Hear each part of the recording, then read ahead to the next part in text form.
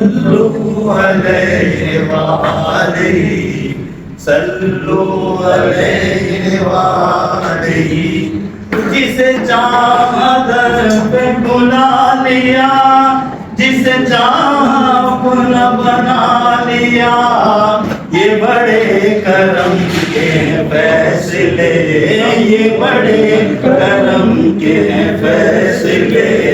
یہ بڑے نصیب کی بات ہے صلو علیہ وآلہ صلو علیہ وآلہ. ایک نعت کے چند اشعار. لب پر نعت پاک کا نغمہ کل بھی تھا اور آج بھی ہے. ختم نبوت چل رہی ہے تو سب مل کے انشاءاللہ پڑھیں گے کہ یہ ہمارا یہ ایمان کا یہ حصہ ہے. لب پر نعت پاک کا نغمہ کل بھی تھا اور آج بھی ہے. میرے نبی سے میرا رشتہ کل بھی تھا اور آج بھی ہے. بس وہ کیسے ہو سکتا ہے جس کو حق نے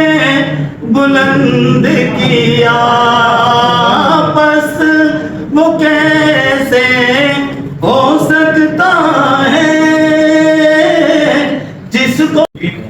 اللهم رب اجعلني في الصلاة والسلام ربنا وتقبل دعاء ربنا اغفر لي ولوالديك وللمؤمنين يوم يقوم الحساب. يا الله انظرنا فإنك خير الناظرين. يا الله افتح لنا فإنك خير الفاتحين. يا الله ارزقنا فإنك خير الرازقين.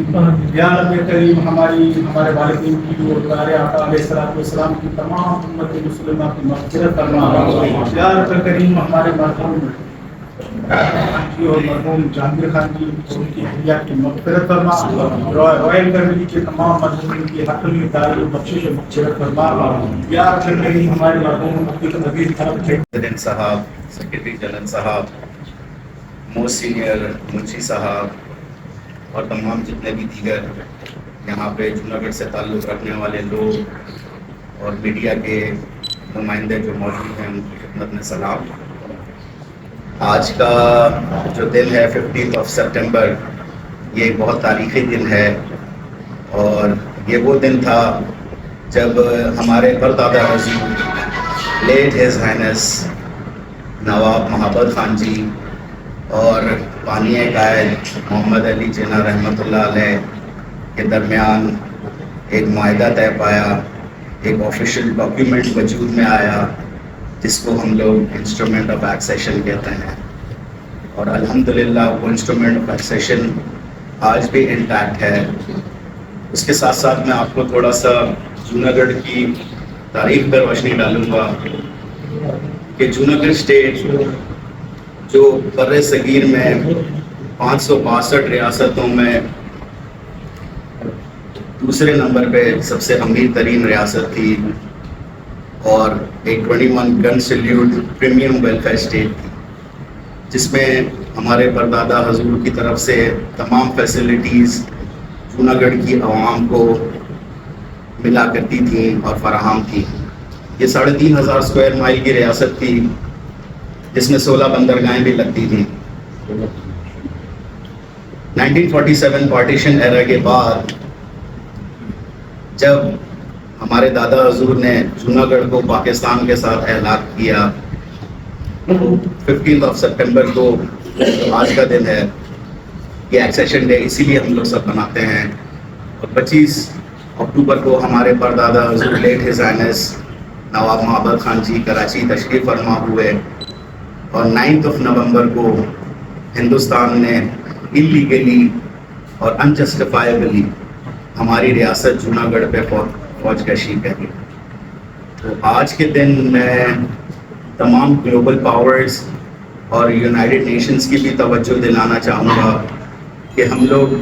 جوناگڑھ کے ایشو کو لے کے چل رہے ہیں اور ہندوستان کو بھی آج ہم یہ بتائیں گے کہ جوناگڑھ کل بھی پاکستان کا حصہ تھا، جوناگڑھ آج بھی پاکستان کا حصہ ہے، اور جوناگڑھ کل بھی پاکستان ہے انشاءاللہ۔ اس کے ساتھ ساتھ میں تمام لوگوں کا شکریہ ادا کرنا چاہوں گا، خاص طور پہ میڈیا کا بھی میں شکر گزار ہوں کہ آج آپ لوگ سب اپنا قیمتی وقت نکال کے یہاں پہ تشریف فرما ہیں۔ ساتھ میں جوناگڑھ اسٹیٹ مسلم فیڈریشن کا اور ہمارے جو ینگسٹرز ہیں، یوتھ ہے، ان کا بھی میں شکر گزار ہوں کہ آج آپ لوگ اپنا سب قیمتی وقت نکال کے یہاں پہ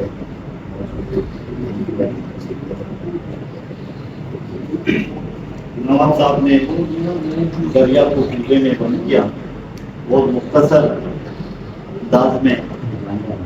تاریخ بیان کی، قربانی کی، پاکستان کی زندگی گئی۔ اب میں جوناگڑھ اسٹیٹ مسلم فیڈریشن کے حوالے سے پریس کانفرنس اس بھائی کی پریس کانفرنس کے لیے پریس ریلیز وہ آپ تصدیق کر دیں، اور میں ساتھ ہی تمام موجود شرکا سے گزارش کروں گا کہ اپنے موبائل سائلنٹ کریں، اپنے موبائل نواب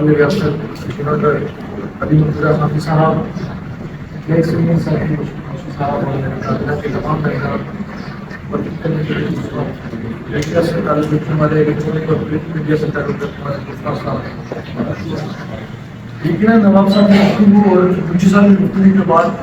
اور سے تھوڑی بہت جو کثر رہ گئی کہ مصطفیٰ نے قرارداد کے ذریعے پیش کرنے کی گزارش رہ جاتی بات کی۔ چند ایک چیزیں میرے ذہن میں ہے، میں گزارش کروں گا آپ سے۔ جس طرح منشی صاحب نے کہا کہ برٹش گورنمنٹ نے